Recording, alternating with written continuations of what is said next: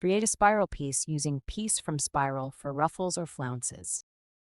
Once the macro has been started, different options can be changed within the editor window. Decrease or increase the length of the attachment seam.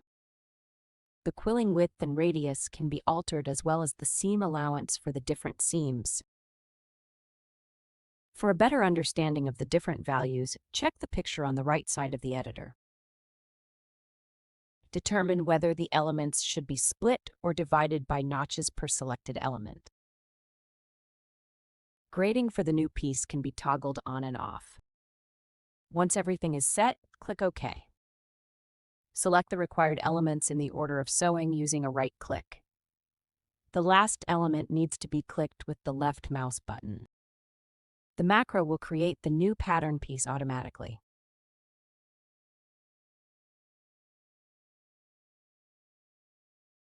The new piece has a stripe line, text position, and grade rules based on the length of the selected elements.